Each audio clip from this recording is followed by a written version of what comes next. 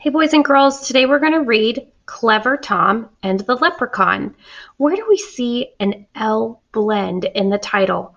Clever Tom and the Leprechaun. Yeah, in the word clever, we have that k next to the ul, making the clever. Clever. Great job. Let's see what happens in this story. Clever Tom and the Leprechaun.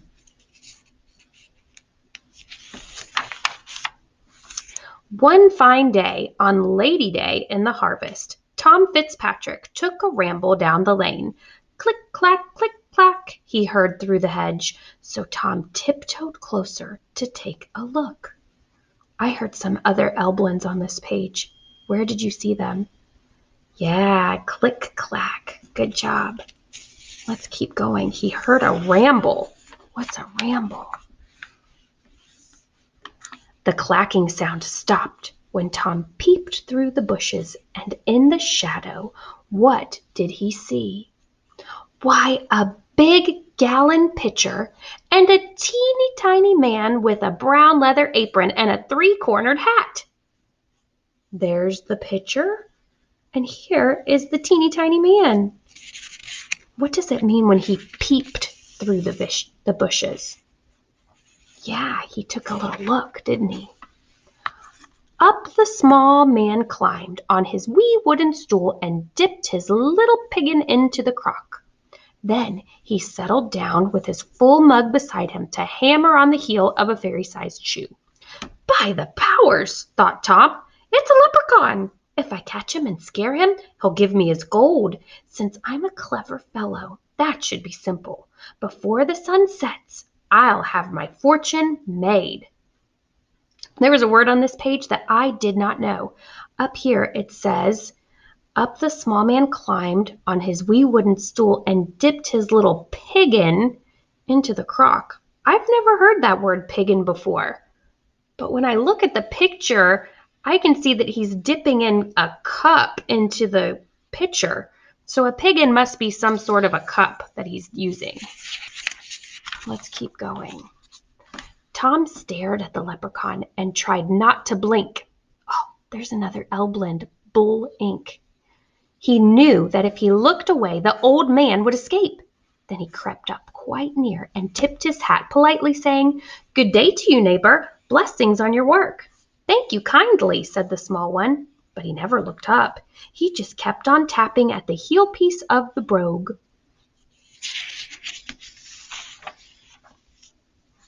Tom moved his hand closer while he smiled very sweetly and said, "Today's a holiday. You shouldn't have to work." I heard another L blend. Yeah, closer, k-ul. The leprechaun frowned and answered Tom sharply, "If I do, that's my business and none of your own. Instead of pestering me, young man, you ought to be watching your father's fields. Look there, the cows have broke into the oats. See, they're knocking the corn all about." Cows in the cornfield? Tom's head started turning. But he wasn't fooled by the leprechaun's trick. Quickly he grabbed the sly fellow and cried, oh, sly, did you hear it? "Now you're my prisoner. Tell me, where is your gold?" The leprechaun wiggled and twisted and whined. "I'm just a poor man." But Tom held him fast. "You and I both know you're lying," said Tom, and he made a fierce, frightening face. Oh, look at that fierce, frightening face Tom made.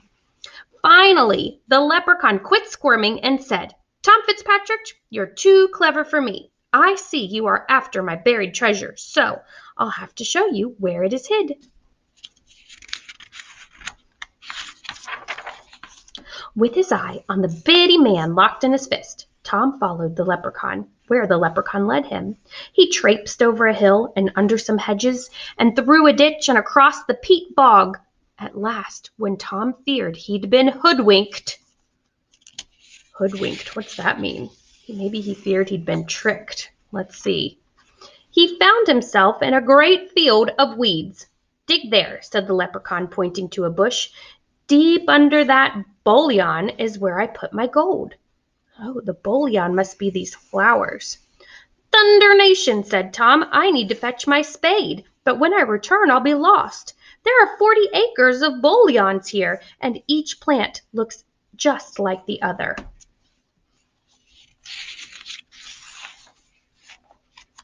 Still watching the leprechaun, Tom figured out a plan. He tied his bright red garter on the bush. "Swear, you old rascal, that you won't take this off while I run back to get my spade." "That I will promise you," said the little man. Tom grinned, knowing leprechauns always keep their word.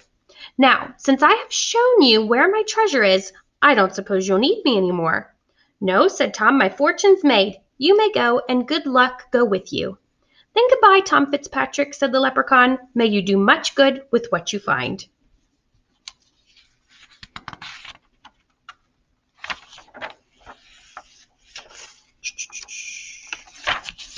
Away Tom ran as fast as he could run, figuring how he'd spend the gold.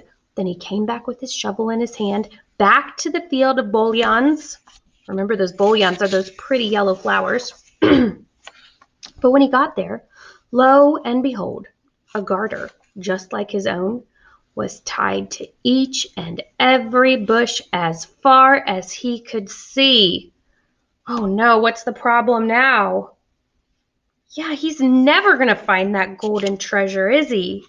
All of those bouillon plants look exactly the same. How will we find out which one? Let's see. Tom dug under the bouillon where he thought he'd tied his garter, but nothing was buried under that bush. So he dug under another. He dug to the east and he dug to the west, and still he found no treasure. The harvest moon rose as he dug to the north, and it set as he dug southward. When the sun came up, Tom saw he'd dug 100 holes, and tired Tom Fitzpatrick knew he couldn't find that gold, so he gave up and headed for home. From then on, Tom always carried his spade, and he never stopped listening for a tapping in the field. Every chance he got, he'd tell how he nearly found the gold. "And since I'm a clever fellow," Tom would end his tale, "the next time I catch that leprechaun, I'll have my fortune made."